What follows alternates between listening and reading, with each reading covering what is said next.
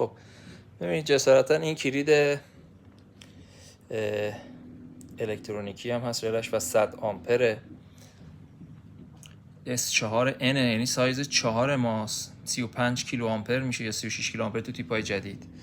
بعد این سیمای زیرشو ما رو حالا سوکت کانکتوری که بوده به کمکیش وصل میشده و برای رله الکترونیکیشو خب مال کشوشه دیگه.